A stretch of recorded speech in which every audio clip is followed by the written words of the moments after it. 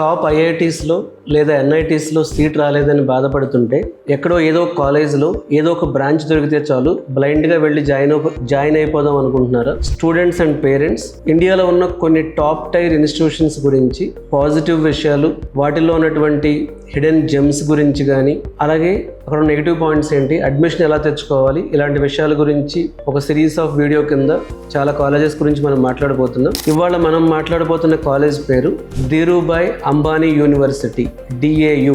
ఇంతకుముందు దీన్ని DAIICT గాంధీనగర్గా ఉండేది దీని పేరు. ఇప్పుడు దీన్ని ధీరూభాయ్ అంబానీ యూనివర్సిటీగా మార్చారు.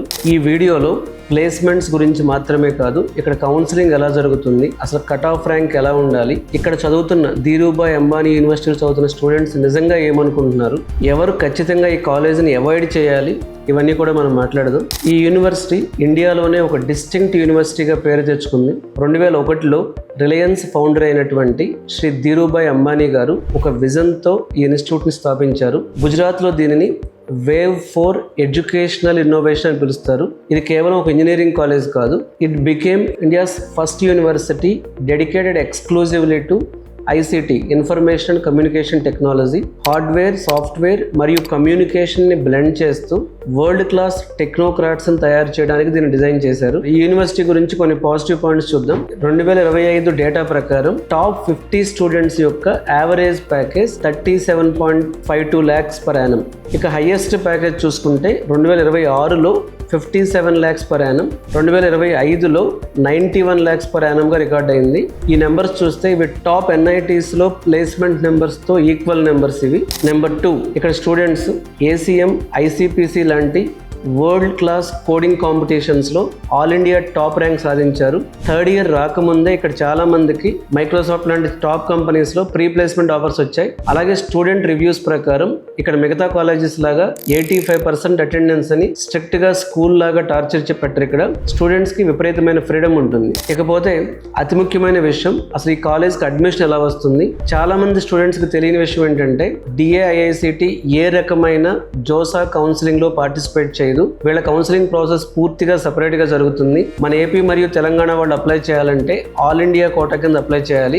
స్టెప్ 1, మీరు మార్చ్ మరియు జూన్ మధ్యలో DAIICT అఫీషియల్ వెబ్సైట్ లో సెపరేట్ గా అప్లై చేసుకోవాలి. దీని అప్లికేషన్ ఫీజు అప్రాక్సిమేట్లీ 2000 రూపీస్ వరకు ఉంటుంది. స్టెప్ 2, ఆ తర్వాత JEE mains all India rank base చేసుకుని వీళ్ళు ఒక మెరిట్ లిస్ట్ రిలీజ్ చేస్తారు. స్టెప్ 3, మీకు సీట్ అలాట్మెంట్ అవ్వగానే ఆ సీట్ కన్ఫర్మ్ చేసుకోవడానికి దాదాపు 2,17,500 first semester fees plus caution deposit కట్టాలి. లేకపోతే ఆ సీట్ మెరిట్ లిస్ట్ లో ఉన్న నెక్స్ట్ వాళ్ళకి వెళ్ళిపోతుంది. కాబట్టి పేరెంట్స్ దీనికి రెడీ చేసుకోవడం మంచిది ఒకవేళ ఇక్కడ జాయిన్ అవ్వాలి అనుకుంటే. ఇక రిజర్వేషన్స్ విషయానికి వస్తే ఆల్ ఇండియా కోటా కింద అప్లై చేసినప్పుడు OBC లేదా EWS కేటగిరీలకి ఎట్లాంటి రిజర్వేషన్ లేదు. ఇక్కడ వాళ్ళని కూడా జనరల్ కేటగిరీగానే కన్సిడర్ చేస్తారు. కేవలం SC ST కేటగిరీ వాళ్ళకి మాత్రమే రిజర్వేషన్ అప్లై చేస్తున్నారు. ఇకపోతే ఇక్కడ లాస్ట్ ఇయర్ ప్రకారం మ్యాథమెటిక్స్ అండ్ కంప్యూటింగ్ అత్యంత డిమాండ్ ఉన్న కోర్స్. ఇక్కడ దీనికి జనరల్ కేటగిరీలో దాదాపు 11,600 ర్యాంక్ దగ్గర క్లోజ్ అయింది. అదే SC కేటగిరీ అయితే 1,50,000 వరకు వచ్చింది. ఇంకొకటి వచ్చేటప్పటికి ఇక్కడ ICT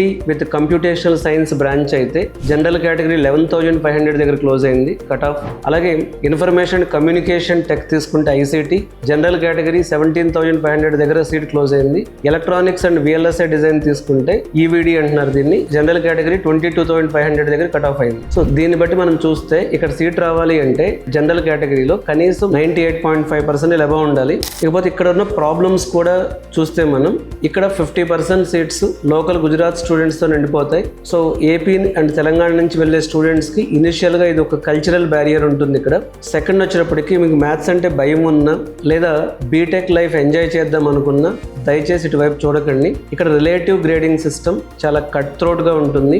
సో ఇక్కడ రిలేటివ్ గా అందరు స్టూడెంట్స్ తో పోటీపడి సర్వే అవ్వాలంటే చాలా హార్డ్ వర్క్ చేయాలి. ఫ్రీడమ్ ఉంటుంది, ప్రెషర్ కూడా ఉంటుంది. ఇంకొకటి ఇక్కడ ఇది ఒక ప్రైవేట్ యూనివర్సిటీ. ఇక్కడ ఫీజులు వచ్చేటప్పటికి మీకు ఫీ వచ్చేటప్పటికి 18 lakhs నుంచి 20 lakhs వరకు ఉంటుంది. కాబట్టి ఆ ఫీ కట్టగలిగే స్తోమత ఉన్న వాళ్ళకి ఇది ఈజీగా ఉంటుంది. ఫోర్త్ పాయింట్ వచ్చేటప్పటికి మెకానికల్, సివిల్, కెమికల్ ఇంజనీరింగ్ ఇలాంటివి చేయాలనుకుంటే అలాంటి బ్రాంచెస్కి ఇది సూట్ అవ్వదు. ఇది ఒక ప్యూర్ IT టెక్నోక్రాట్స్ రెడీ చేయడానికి ఏర్పాటు చేసిన యూనివర్సిటీ. ఫైనల్ కంక్లూజన్, మీరు హార్డ్ వర్క్ చేయడానికి రెడీగా ఉండి సిలికాన్ వ్యాలీ లాంటి కోడింగ్ కల్చర్తో పోటీ పడాలి అనుకుంటే, టాప్ టైర్ సాఫ్ట్వేర్ ప్లేస్మెంట్స్ మీ టార్గెట్ అయితే డెఫినెట్గా ఇది one of the best choice ఇండియాలో.